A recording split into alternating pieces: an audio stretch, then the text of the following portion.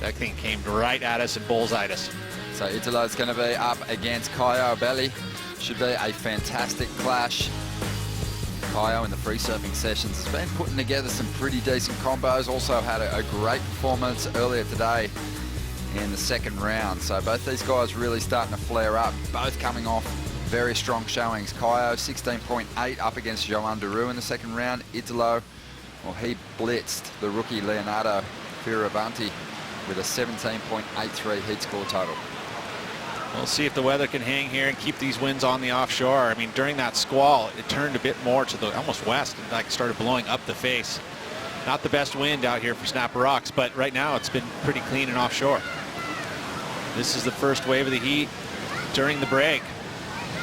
And we talk about how strong and how good this kid is on his back end. A lot of it is from his home break. I wouldn't say it's as good as Snapper Rocks, but it definitely has similarities. Sand bottom, very tight convex wall. So he knows how to surf that type of wave. You can see there, and the backhand tube riding skills as he drains himself, slows him down just perfectly to the speed of the wave, plus comboed with a bunch of great maneuvers. And conditions are looking optimum once again. I mean, down that Little Marley section, these guys don't want to kick out. They can't kick out. It's just too fun looking. Italo has had so much experience in conditions like this at home, and he has just put together a number of major turns, but just his ability to really crouch down and get some barrels on the inside here. Have a look how compact he is. So hard too on your backhand to control your speed. You know, it's easy to stop and slow down, but it's hard to speed back up instantly. You know, on your toe edge, on your front side, you can kind of start to wiggle your toes and wiggle your feet a little bit to get the board to kind of move through it. Backhand, not as easy, but good speed control there for Italo, and look at the score. Monster number. Let's see how Caio responds. I mean, it's really hard when you hear the first score come out from your competitor being near perfect. Here's Caio, his response. Big, long float on that outside section. Oh, and he goes down. His first three events are all pretty much on rights. So he's had to have a strong backhand, which he does. Here he goes again. So now looking for a backup to the 9.77. The surfer from Baía Formosa over there in Brazil. Just looking, well, he was looking really relaxed, and then he was too relaxed, took a fall just in transition trying to get to that inside. So he wasn't even going for major turns and he fell. It's always a shame. You're better off just standing still sometimes. I think one of the unique things to Italo's style, you know, is he's got that innovation and progression on his backhand. You know, you would say that a lot of guys will have kind of that progression on the forehand, but backhand, you know, those big loops are much more challenging to pull on a consistent basis. Here goes Caio Ibelli. And this guy has really worked hard to add some punch to his surfing in recent times. He's only 5'7", but packs plenty of power into his turns. And he's looking for the length through to the inside. It's amazing what these waves can do, Pete, when they catch up to one another. This one's not going to do it for him, but we've seen waves triple in size and really improve in quality as they hammer down the line. For sure. You know, and you can see a lot of times they'll make the choice of doing that by, you know, looking down the line, kind of foreseeing that it's going to do that through that inside section. One of the things I think that Caio worked on when he came and graduated out of the QS was his flow. I mean, that was the full major adjustment that he did, and he used that on these high quality waves. It's easy because during those QS events here, a lot of beach breaks that you have to do and compete well in. Gotta have that flow on these big long waves, and he did that with ease, and then ended up winning Rookie of the Year. As you watch Italo here, that wind kind of turning again up the face, getting relaxed. He was just trying to it seemed like he was placing his maneuvers there. Nothing major, just kind of setting up, but also didn't want to just stand there. Thank you for the show, Joel. No worries, thanks guys, appreciate it, it's fun.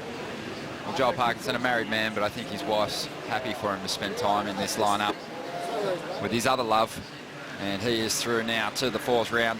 Here we go, Caio Ibelli live action, chasing a big score now, 9.01 to get himself into the lead. With plenty of time on the clock, he'd just be happy to narrow the requirement. as he throws an air reverse on the end section, just pulled that thing from nowhere, really kind of saving that wave.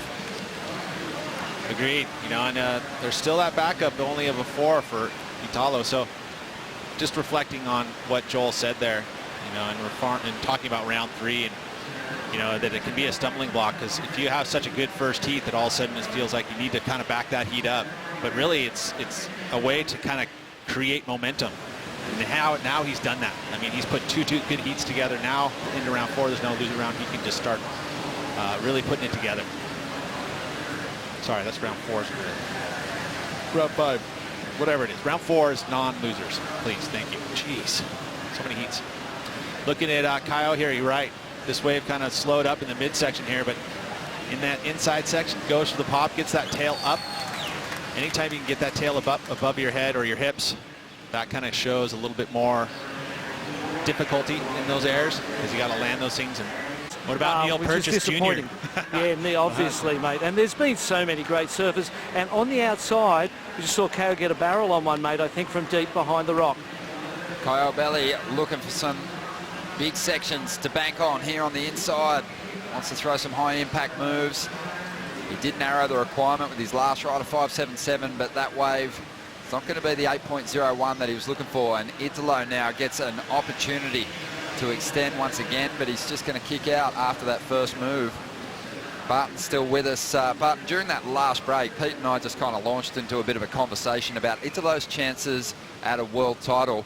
Looking at the schedule, can you identify anywhere where, you know, he couldn't win? Well, as you said, he's got no weaknesses, really. His tube riding is great. In that Pacific leg, we would have all thought that that would be his primary challenge. They're the crowd going off, because Caio Ibelli was just getting a wave down to the ski, really was what he was thinking, and ended up getting a great barrel on it too. I'm sure we'll see that on replay. But yeah, I don't think he has a weakness. This kid is a competitive machine. He's got great equipment. He's so athletic. He's got everything in the air, and he's on one out in the back right now too, boys. Well, let's take a good look at this, because Caio Ibelli had an amazing tube, one of the longest barrels we've seen in the Quiksilver Pro. Here he comes. You can see that it takes a special technique on the forehand to maintain good control in these tubes. Joel Parkinson does it so well. Caio, he was lucky that first section of the barrel was big enough, but live action, we've got Italo up once again, trying to get rid of that 4-point ride still. He's kind of been struggling to find the right wave. He's taking a chance on this one, hoping that it stands up. He's calling for the ski, hails that taxi, and he'll get back to the takeoff zone. But Caio, I can't wait to get another look at his ride. He got funneled for a majority of the sandbar. I mean, in my eyes, that was truly the best barrel we've seen. You know, look at this. It's kind of like, oh, what's going on? Next thing you know, look at this line. And then he parks it. But that thing was, he was going really fast in that barrel too. Spits and he comes out. You know what? We got to see the water angle. He was right there too. And then pulls back in. So that wave was exceptional. You know, again, not the biggest wave. He was kind of trying to make a move, and he could see, there it is. Look at that. See how deep he is. And again, that technique, there's only a little bit of transition that you can really ride there to be able to steer off of. That's why this wave is so difficult, because the bottom stays super flat, so you can't really pick up speed off of that. And then it squares off, so that little teeny trends of that cup, you got to ride that little teeny line to be able to kind of steer through it. That's the only place you're going to be able to find speed.